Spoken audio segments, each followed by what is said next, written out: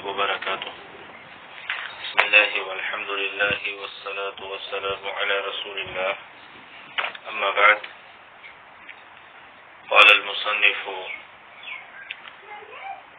واقن الوفاء ولو أخل بما اشترطت وما اشترطت، واعلم بأنك إن طلبت مهذبا رمت الشطط، من ذا الذي ما سأقدت ومن له الحسنى فقط.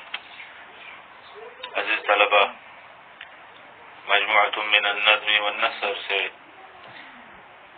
36 صدی ہجری کے شاعر حریری، جن کی وفات 516 ہجری میں ہوئی، ان کے اشعار کو ہم پڑھ رہے ہیں. اور آج ان کے کلام میں سے جو ہم نے پڑھنا شروع کیا ہے اس کا آخری حصہ پڑھیں گے، جو 3 اشعار پر مشتمل ہے. تو فرمایا: وَقْنِ الْوَفَاءَ وَلَوْ أَخَلَّ بِمَا اشْتَرَطْتَ وَمَا اشْتَرَطْتَ، اور وفاداری کو تم لازم پکڑو، وفاداری کو اپنے پاس حفاظت سے رکھو، لازم پکڑو، یعنی وفا کرتے رہو اس کے ساتھ. وَلَوْ أَخَلَّ، اگرچہ وہ خلل ڈالے، بِمَا اشْتَرَطْتَ وَمَا اشْتَرَطْتَ، جو تم نے شرط لگائی اس میں اور جو اس نے شرط لگائی اس میں. تم دونوں نے آپس میں جو شرطیں لگائی ہیں اس میں اگر وہ تمہارا دوست، وہ تمہارا بھائی خلل بھی ڈالے، گڑبڑ بھی کرے، لیکن تم اپنی وفا کو لازم پکڑو، لازم رکھو اپنے ساتھ، اور اس میں تم کمی نہ کرو. قنا یقنی کا معنی ہوتا ہے حفاظت سے رکھنا، لازم پکڑنا، باب ضربہ سے. اور وفا کہتے ہیں وفاداری کو پورا کرنا، وفا یفی سے، ضربہ یضرب سے یہ بھی ہے، اور یہ غدر اور دھوکے کے مخالف آتا ہے. ضد الغدر، الوفاء ضد الغدر، تو یہ غدر کے ضد میں آتا ہے. اور اخل یخل باوفال سے خلل ڈالنا، پورا نہ کرنا، گڑبڑ کرنا. اور اسی طرح سے ہے شرط یشرط یا شرط یشرط شرطا، شرط لہ ای التزمہ، کسی کام کو اپنے لیے لازم قرار دینا. وعلیہ، اور علیہ جب کہا جائے، شرط علیہ الزمہ ایاہ، کسی چیز کو دوسرے پر لازم قرار دینا. اور اسی طرح سے اسی سے ہے اشترط علیہ کذا ای شرط علیہ، جب کہا جائے اشترط علیہ کذا ای شرط علیہ، یعنی اس پر لازم قرار دیا وہ کام. تو یہ باب افتعال سے ہے.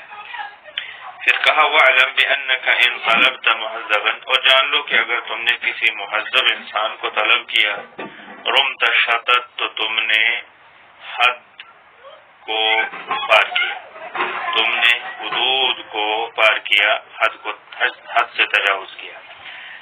معنی اس کا یہ ہے کہ اگر تم نے کوئی ایک ایسا انسان تلاش کرنے کی کوشش کی جس میں کوئی عیب نہ ہو، جس میں کوئی خامی نہ ہو، تو یہ ممکن نہیں ہے.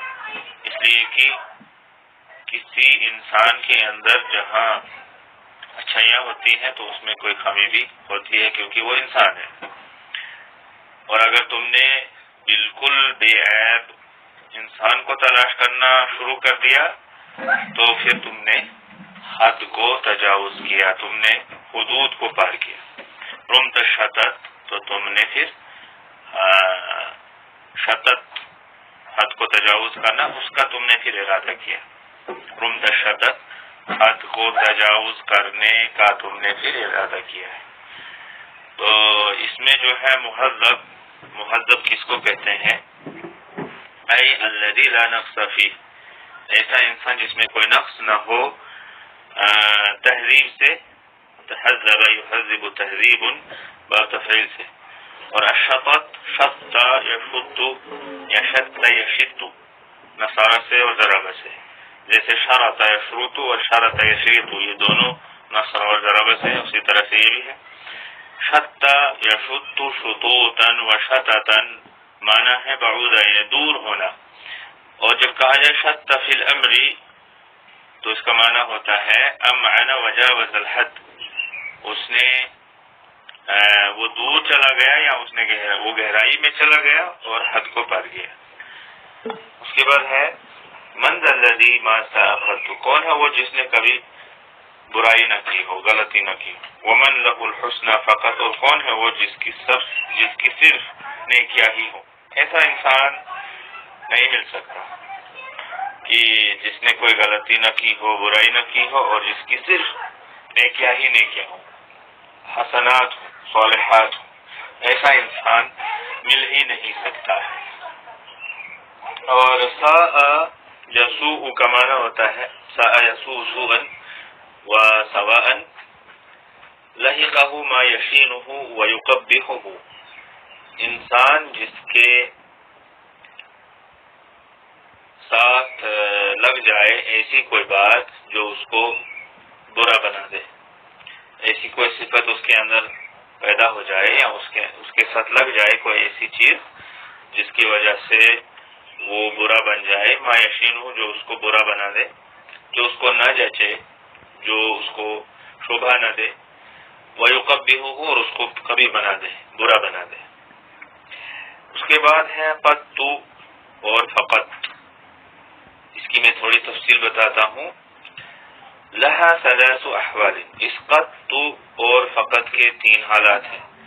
نمبر 1 ان تکون ظرف زمان لاستغراق الماضی، کہ یہ قط یا فقط جو ہے ظرف زمان ہو، ماضی کو، پورے ماضی کو شامل کرنے کے لیے، یعنی اس کے اندر سے سارا ماضی، سارا جو پاسٹ ہے، جو گزرا ہوا زمانہ ہے وہ شامل ہو جاتا ہے، اس سب کو یہ گھیر لیتا ہے، احاطہ کر لیتا ہے.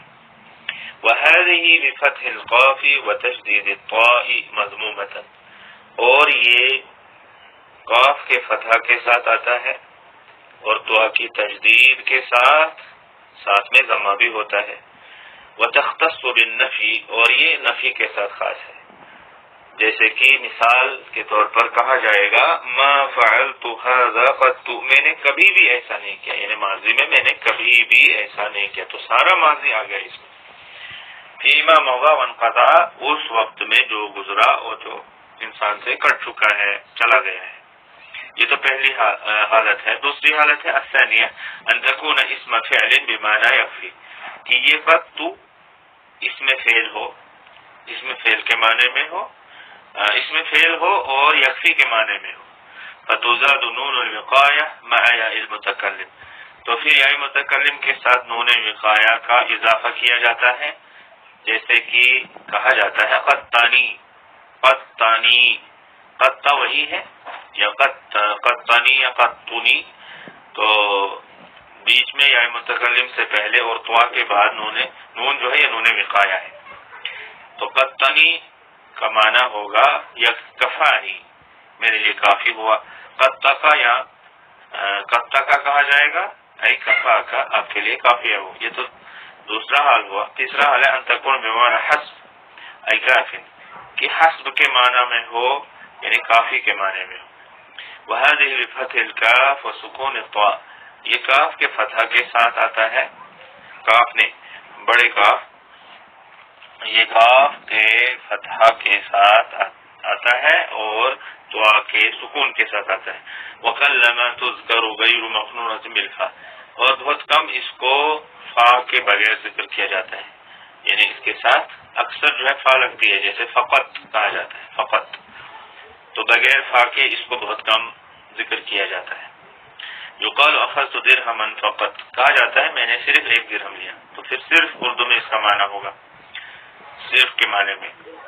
الحسنى تو یہ احسن کا مؤنث ہے، جیسے کہ قرآن مجید کے اندر ہے وَلِلَّهِ الْأَسْمَاءُ الْحُسْنَى، اور مذکر اس کا آیا وَمَنْ أَحْسَنُ قَوْلًا مِّمَّنْ دَعَا إِلَى اللَّهِ، اور یہ تو پہلا ہے. دوسرا اس کا معنی ہے وَالْعَاقِبَةُ الْحَسَنَةُ، اچھا انجام، بہتر انجام. جس قرآن مجید کے اندر ہے فَلَهُ جَزَاءً الْحُسْنَى، اس کے لیے بہترین انجام ہے.